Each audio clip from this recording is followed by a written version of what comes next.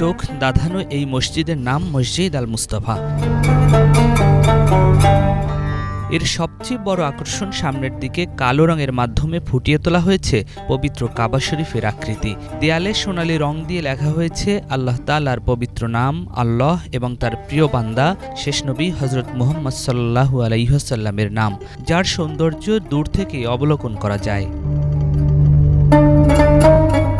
ভেতরে মেম্বারের দেয়ালের ডিজাইনও একই। উপরের দিকে বড় করে সোনালী রং দিয়ে লেখা হয়েছে লা ইলাহা ইল্লাল্লাহু মুহাম্মাদুর রাসূলুল্লাহ সাল্লাল্লাহু আলাইহি ওয়াসাল্লাম। ইউনাইটেড গ্রুপের আইকনিক এই প্রজেক্ট মসজিদ আল মুস্তাফায় বেশ কিছু ভিন্নতা দেখা গেছে।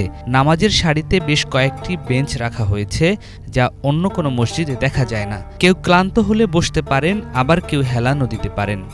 40 মিনিট বা 1 ঘন্টা বসে নামাজ পড়তে পারবেন না, তাদের জন্য একটা বিশেষ অ্যারেঞ্জমেন্ট, যেটা ঢাকা শহরে অন্য কোনো মসজিদে আপনারা পাবেন না। ক্লান্তি না লাগে, বসে থাকে, বসলো, হেলাইন দিল, একটু রিল্যাক্সে থাকলো, মানে নামাজ পড়তে মনোযোগী হইলে বেশি।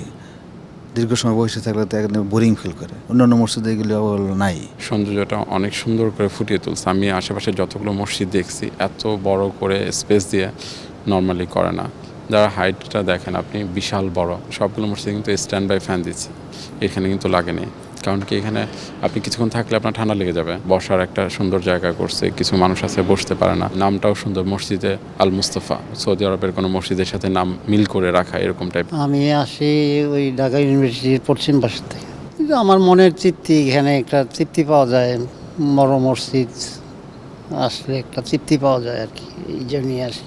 প্রায় 1 বছর আমি এখানে নামাজ পড়ি। মসজিদটি রাজধানীর 100 ফিটে মাদানী এভিনিউ ইউনাইটেড সিটিতে অবস্থিত। এটি ইউনাইটেড গ্রুপের একটি আইকনিক প্রজেক্ট। 5 তলা বিশিষ্ট এই মসজিদে আলাদা কোনো জানালা নেই। এমনভাবে নকশা করা হয়েছে যা প্রাকৃতিক আলোয় ভরপুর। দেশের অন্য কোনো মসজিদের প্রতিটি ফ্লোর থেকে ইমাম বা খতিবকে দেখা যায় না, কিন্তু মসজিদ আল মুস্তাফার প্রতিটি ফ্লোর থেকেই ইমাম বা খতিবকে দেখা যায়।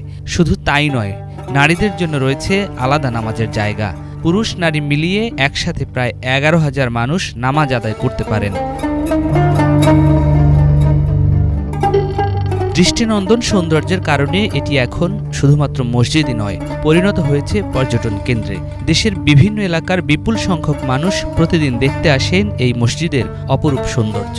মসজিদের চারপাশে 6 থেকে 7টি আরবের খেজুর গাছ লাগানো হয়েছে, যার কোনোটিতে খেজুরও দেখা যায়। রয়েছে চোখ জুড়ানো পানির ফোয়ারা। দর্শনার্থীরা বিমোহিত হয় এর গঠন কাঠামো আর চারপাশের সবুজের ঘেরা প্রাকৃতিক ছোঁয়ায়। ঢাকা শহরে এমন সুন্দর স্থাপত্য এবং কারুকার্যময় স্থাপত্যর কোনো মসজিদ আর নেই।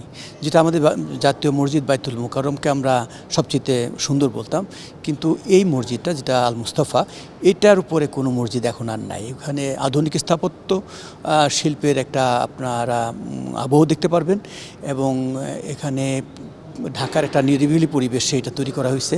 এবং আমি মনে করি যারা এর সাথে যারা জড়িত ছিলেন, স্থপতি, প্রকৌশলী, আমি নিজেও প্রকৌশলী, এটা একটা অনন্য কাজ এই ঢাকা শহরে। গাড়ি পার্কিংটা সব কিছু মানে রাখার ভালো, টোটালি একটা ডিফারেন্ট মানে এটা এনভায়রনমেন্ট, একটা প্রশান্তি পেলাম আমরা। এখানে মানুষ আসে একটি আশা নিয়েই, যে মসজিদে নামাজ পড়তে গেলে মনের শান্তি, এটা নামাজে আসে, আমিও নামাজ পড়তে আসি, এখানে আসলে একটু শান্তি পাই। মসজিদ আল মুস্তাফায় রয়েছে 2টি চলন্ত সিঁড়ি।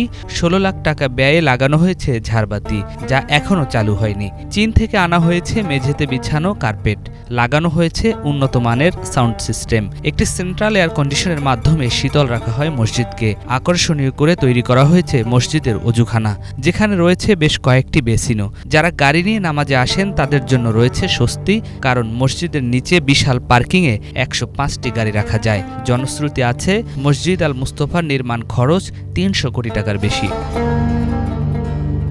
সুউচ্চ বিশেষ ধরনের একটি গম্বুজ রয়েছে, যার রং সোনালী।